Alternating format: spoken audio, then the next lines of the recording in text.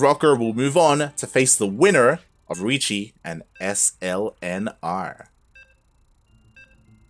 Speaking of Ruiyichi versus SLNR, do you know how that series is going? I have no idea. I have no idea. I just saw the lobby, slipped on in because it lines up with what we're doing. But I'm going to assume that this is game 2.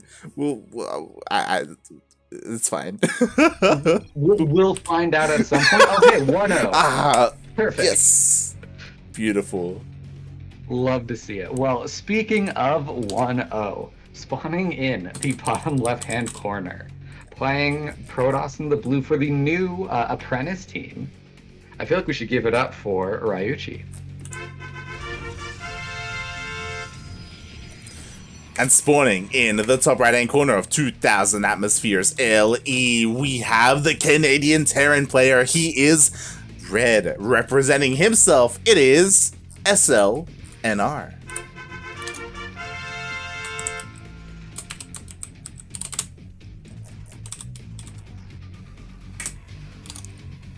PvP, this is a very fun matchup. I really enjoy watching PvP. I don't feel like, at least personally, it's not something I enjoy playing because it's a very stressful matchup because there are a lot of just different paths that the game can take, and a lot of them lead to me like making a dumb mistake and dying. But that's kind of what StarCraft is at some times.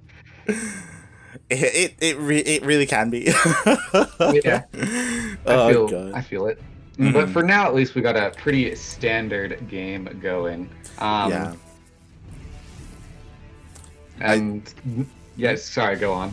No, I was just about to say that overall, I do feel like the TVP is in a reasonably good place, right? Like, I know that there are a lot of players that, like, they don't like ZVP, and, like, SkyToss has influenced that meta a lot. I do feel like that this matchup has kind of been, I guess, been safe from that sort of thing, you know? Exactly. Yeah, there's a couple of, like, really early cheeses that Protoss can do, but you sort of sniff them out almost right away. With most builds nowadays, because you do a little bit of scouting and you see, oh hey, there's not a Stargate going up right next to my base, so I should be okay. But like that's the major one, at least that I find annoying to deal with. But other than that, like, I don't know, TVP is very fun. But this is not quite my usual TVP build. We got like 2 racks in a factory already done. Mate, let's go. So a couple of things are going on here. One, SLNR didn't go for an SCV scout. He also skipped his Reaper as well. So he doesn't care what his opponent is doing right now. He's like, you know what? You do you. I'm going to do me, and I'm going to one-base it up. Yeah, I agree. I really like the one base, just like sort of ultra aggression here. Like he could even be going for like some weird sort of 2-1-1 timing. I'm not entirely sure. Yeah. We'll have to see what this factory makes, because it could be, it's looking like it's gonna be tanks, and so a nice tank marine timing. This is a like really old school build. There was like I remember builds like this were coming back in 2010, way back in Wings. I imagine so, right? Like that. I feel like one base play was a little bit more popular back then. But this is wild. I do criticize a little bit, you know, that I mean maybe the tech lab on the factory on the racks could have been prioritized a little bit more, because I imagine he was to wait for a stim timing ? Meanwhile, oh god, the micro on this stalker is brutal. Yeah, unfortunately the stalker made it up the ramp, and because the stalker made it up the ramp, it's a lot more difficult for Terran to micro against the stalker. However, just with this many Marines being made, Ruiyichi has to be very, very careful not to just completely lose his stalker. But again, SLNR has to be worried about like extending too far away from his tanks and running into something. But really nice job here by Ruiyichi to micro pick off as many Marines as he can. Oh yeah, this is beautiful. Maximizing his damage. Yeah. I like, as all this is happening, like he's macroing on back at home, he was actually scouting with his probe in case it was a proxy starport or anything crazy like that. You know, he's producing probes. It's been great, and he even escapes with that stalker. Oh my god. I love to see. He's also going for a pretty sick flank here, so he's gonna stumble upon these Marines and tanks.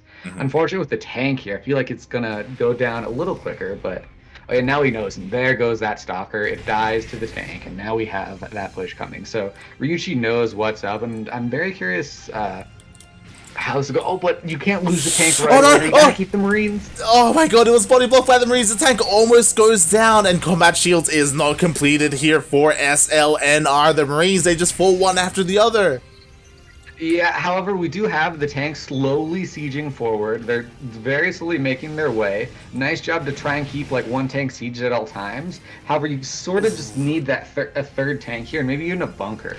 Would be very nice. But SLNR, he's almost at the wall. He's just barely out of range, unfortunately. I love what you just said. Personally, I would have loved this. He lands the mule for the repair. I love it. But if he pulled the boys with this, that would have been great, right? To build a couple of bunkers or to buffer for the Marines and the tanks. Unfortunately, this is not the case, and we have shield batteries, we have overcharge, we even have a bit of a flank being set up here with some zealots. Exactly. However, we do have this mule here, which is able to repair it up entirely, and the third tank is now here. This third tank is going to do amazing work to not only get in range of the wall and spread out a bit, but also just like provide a lot of DPS here, as now an Immortal's out, and we do have that two-sided flank. The mule is doing its best to keep everything alive, but one tank does start to go down. The second tank being focused. Oh no, SLNR, please. Everything is falling here as the final tank will go down, and Ruiyichi breaks this contain. Blink's on forward because Blink is done as well. Oh my god. And now he's just sending everything across the map. Yeah, really unfortunate for SLNR. I feel like if you just had a couple of SCVs there to like build depots and like really just like move into outside the base of Ruiyichi, then it would have gone a lot better. However, he is not dead yet. But with the Blink forward, Stalker's killing absolutely all the gas units. That's it. GG. Well done, Ruiyichi.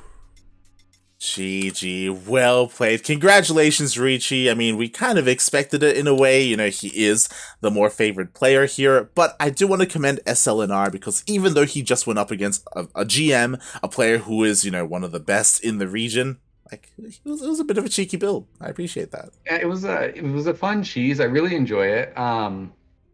It's a sort of cheese that can definitely catch an unsuspecting player off guard. As it's very aggressive, and it's sort of not like anything that you would expect, considering it's like one base, lots of high tech units, and in Wings of Liberty, in Legacy of the Void, excuse me, got my expansions mixed up. In Legacy of the Void, it's more meta to expand very quickly, considering we have the 12-worker start. Exactly. Oh boy. And with that, it does look like we are going to be moving on to the winners match between the two series that we just casted. Bit of a PvP. Oh, that's exciting. Glad to see that how that works out sometimes. That it does. It is going to be, I believe, a PvP between Ruiyichi and Rocker. Two very strong players. In an ideal world, they both advanced on to the closed qualifier, but unfortunately, due to the seeding, only one will move on.